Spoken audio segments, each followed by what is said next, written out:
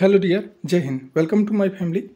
जैसा कि आप इस इमेज में देख पा रहे हैं, यह भारत का प्रमुख शास्त्रीय नृत्य है और इस वीडियो के माध्यम से मैं पूरा कोशिश करूंगा कि भारत का जितना भी शास्त्रीय नृत्य होता है उसको मैं इस वीडियो में कवर कराऊं, उसका पूरा फैक्ट बताऊं।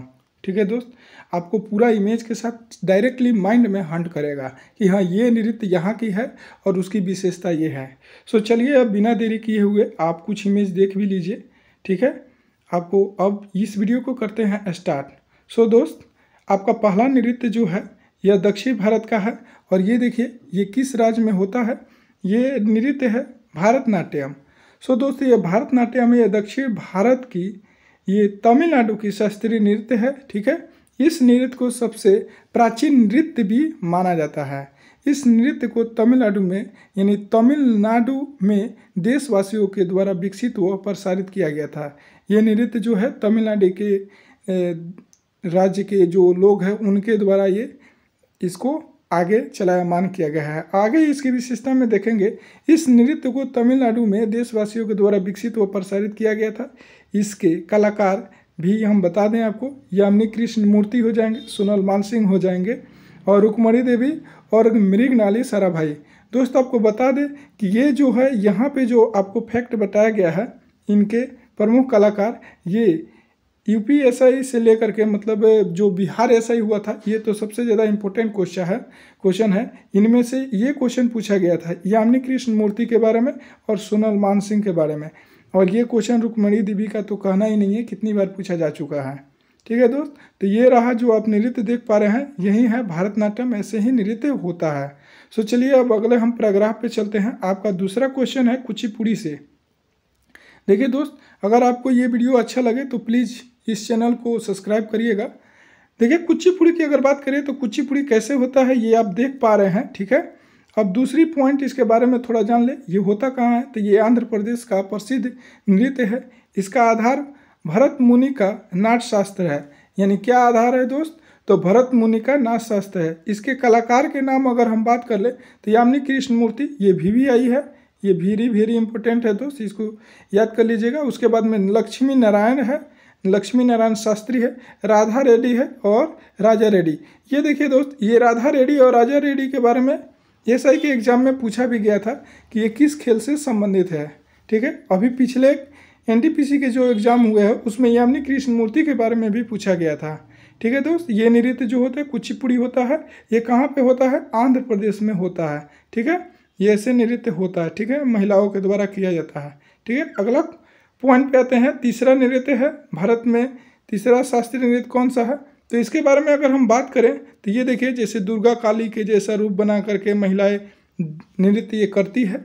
और ये जो नृत्य है दोस्त, ये उड़ीसा सरकार के द्वारा इसे मान्यता प्राप्त है और ये उड़ीसा में होते हैं। यह उड़ीसा में प्राचीन प्रचलित नृत्य कला है और ये सबसे प्राचीन शैली में से माना जाता है। ठीक है, इसमें नृत्य के माध्यम से समर्पण का भाव धारणा किया जाता है। ठीक है, और ये जो नर्तकी होती है, महिलाएं होती है, इसे देखिए, ये सबसे ज़्यादा इम्पोर्टेंट पॉइंट यहाँ पे बन रहा है कि यह ईश्वरीय स्तुति करते हैं। इसी नृत्य के माध्यम से ईश्वर की स्तुति की जाती है। जो इसके मुख्य कलाकार की अगर हम बात करें दोस्त, तो यहाँ पे मुख्य कलाकार हो जाएंगे सोनल मानसिंह, जो इससे पहले आप देखे थे, और रानी कर्णा, ये हो जाएंगे इसके प्रमुख नृत्य कलाकार। ठीक है, अगला पॉइंट पे आते हैं। आपका अगला है चौथा नंबर, जो कि कथकली है। कथकली के बारे में तो आप अच्छे तरीक़ा से जानते हैं कि ये जो नृत्य है यह केरल की सुप्रसिद्ध शास्त्रीय नृत्य है। और इसके कलाकार की अगर हम बात करें दोस्त, तो ये जो हो जाएंगे बलतोल नारायण मेनन। कौन से हो जाएंगे, बलतोल नारायण मेनन हो जाएंगे, उदय शंकर हो जाएंगे और मृगनाली साराभाई। ये मृगनाली साराभाई पूछा गया है क्वेश्चन में, ये कई सारे एग्जामों में पूछा गया है। और ये नृत्य की अगर बात करें तो ये नृत्य ऐसे ही होती है। इसमें पुरुषों के द्वारा ये नृत्य जो है कथकली किया जाता है। ठीक है, चलिए दोस्त आगे चलते हैं। कथकली जो है केरल में बहुत ही अच्छे तरीक़ा से मनाया जाता है। और आते हैं दोस्त, अगला पॉइंट है आपका कथक नृत्य। देखिएगा क्या है कथक नृत्य। ये जो नृत्य है मेरे दोस्त, ये उत्तर भारतीय शास्त्रीय नृत्य है। कहाँ का है, उत्तर भारतीय शास्त्रीय नृत्य।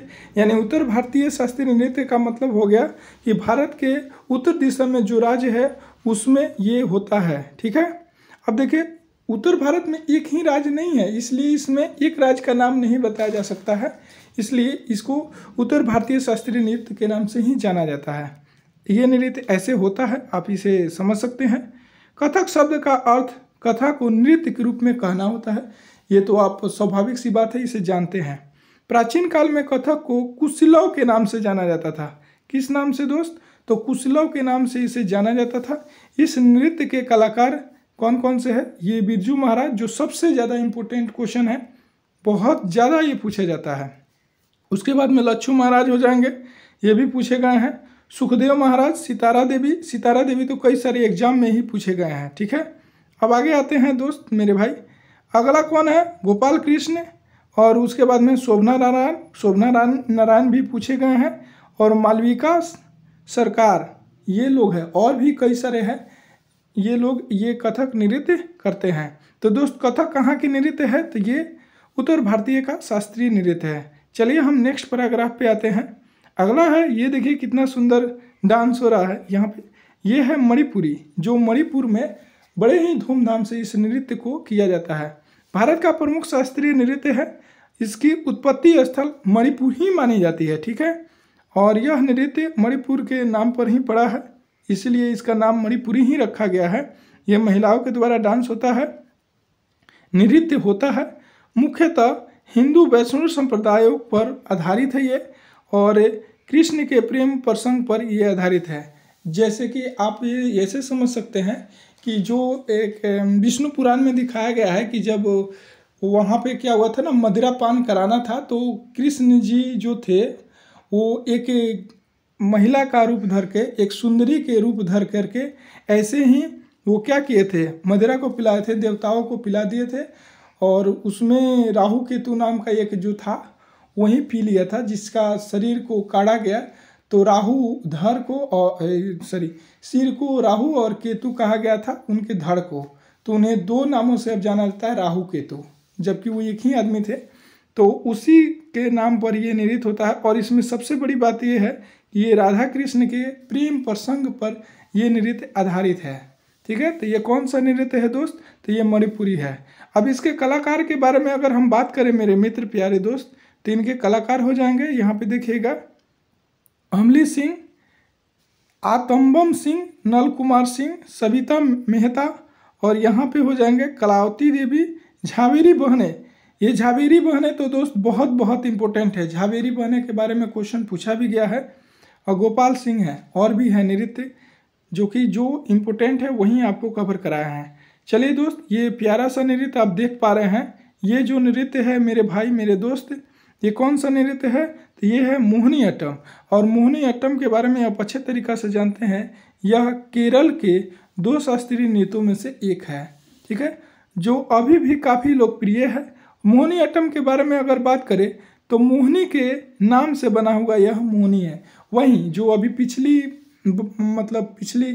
क्वेश्चन के बारे में मैंने बताया था ना, जो कृष्ण के प्रेम प्रसंग पर आधारित है, तो यही मोहिनी है, जो मोहिनी का रूप धर करके इस नृत्य को कर करके भगवान श्री कृष्ण जो है वो मदिरा का पान कराए थे। ठीक है, अब देखिए, यह हिंदुओं के देव भगवान विष्णु पर आधारित है, धारणा पर है, ताकि बुरी आदतों से अच्छी आदत जीत सके। ये इसका मतलब यही है कि अगर बुरी आदतें जो है अच्छी आदतों को खराब कर रही है, उससे कैसे रोका जाए। तो वहीं विष्णु भगवान क्या किए थे, विष्णुदेव, कि अपने चक्र से उसके सर धड़ को अलग कर दिए थे, राहु केतु जिसके नाम से जाने गए। आगे बात करते हैं इनके कलाकार के बारे में। तो कल्याणी अम्मा, भारती शिवाजी और रागिनी देवी पूछी भी गई हैं। और श्री देवी तो अभी नया रूप में आ रहा है, ये भी क्वेश्चन में पूछा जा रहा है कि श्री देवी किस नृत्य से संबंधित थी। तो ये मोहिनी अट्टम, और मोहिनी अट्टम ये नृत्य ऐसे ही होता है, आप देख पा रहे हैं। चलिए दोस्त, अगला है आपका 8वां शास्त्रीय नृत्य है। ठीक है, ये देखिए कौन सा शास्त्रीय नृत्य है दोस्त? सत्रिया। तो सत्रिया तो आप जानते हैं कि यह असम राज्य का सबसे महत्वपूर्ण नृत्य में से एक है। सबसे ज़्यादा ये शास्त्रीय नृत्य है दोस्त, इसे ध्यान से देखेंगे। सत्रिया नृत्य को 2 शैलियों में वर्गीकृत किया जा सकता है, अर्थात ये कौन कौन सा है? 2, ये है परासिक भंगी और दूसरा है तांडव, जिसे हम मर्दाना शैली और स्त्री भंगी यानी कि लस या स्त्री शैली, इसमें ऐसे नृत्य होता है, यानी इसमें ये कहा जा सकता है इसमें स्त्री पुरुष दोनों ही डांस कर सकते हैं। बट यहाँ पे देखिए, यहाँ पे सिर्फ महिलाओं को डांस करते हुए दिखाया गया है, ठीक है। और इसके कलाकार की अगर बात करें तो बापूराम बरदयान है, अतई, और इसके अलावा और है मनीराम दत्ता, मुख्तियार बरेबायन, और यहाँ पे और भी है गहन चंद्र गोस्वामी, श्रीबेश्वर गोस्वामी, और भी हैं यहाँ पे एक दो, इसे भी देख लीजिए, प्रदीप चलीहा इत्यादि ये नृत्य को करने वाले हैं। चलिए दोस्त आगे बढ़ते हैं, और ये लास्ट पेज होगा। और इस नृत्य को हम 8 भारत के प्रमुख 8 शास्त्रीय नृत्य होते हैं। अब इसे जानने का प्रयास करेंगे कौन से नृत्य कहाँ पे होती है। और आपसे लास्ट में एक ही रिक्वेस्ट करेंगे कि आप 1-2 क्वेश्चन जो हम पूछे उसका कमेंट बॉक्स में आप आंसर दें, ठीक है। तो यहाँ पे देखिए दोस्त, फटाफट इसे देख लेते हैं। भारतनाट्यम कहाँ पे होता है, तो तमिलनाडु में होता है। कथक उत्तर प्रदेश का है, ठीक है। और कथकली केरल का हो जाएगा। कुचिपुड़ी आंध्र प्रदेश का हो जाएगा, ठीक है मेरे प्यारे दोस्त। और यहाँ पे देखिए मणिपुरी, तो ये तो मणिपुर में ही होता है, ठीक है। और उड़ीसा का ही है, ठीक है। और यहाँ पे देखिए सत्रिया असम का हो जाएगा, असम जिसे बोला जाता है। और यहाँ पे आपको बात करें तो ये बिहार दरोगा का ये पूछा गया था, अभी पिछले एग्जाम की ही बात कर रहे हैं, 2023 में जो पेपर हुआ था उसमें सत्रिया के बारे में पीटी में पूछा गया था कि सत्रिया कहाँ का प्रमुख शास्त्रीय नृत्य है, ठीक है। और यहाँ पे देखिए दोस्त, ये जो क्वेश्चन है मोहिनीअट्टम, ये केरल का शास्त्रीय नृत्य है। सो दोस्त ये आपका टॉपिक आज ख़त्म हो गया, और मैं आशा करता हूँ कि ये टॉपिक आपको ज़रूर हेल्पफुल लगा होगा। प्यारे दोस्त अगर थोड़ा भी हेल्पफुल लगा हो तो अपना एक सपोर्ट दें और इस चैनल को आगे बढ़ाने में मेरी मदद करें, ठीक है। इस चैनल को सब्सक्राइब जरूर करेंगे। चलिए हम फिर मिलते हैं किसी नेक्स्ट वीडियो में। वीडियो देखने के लिए बहुत बहुत धन्यवाद।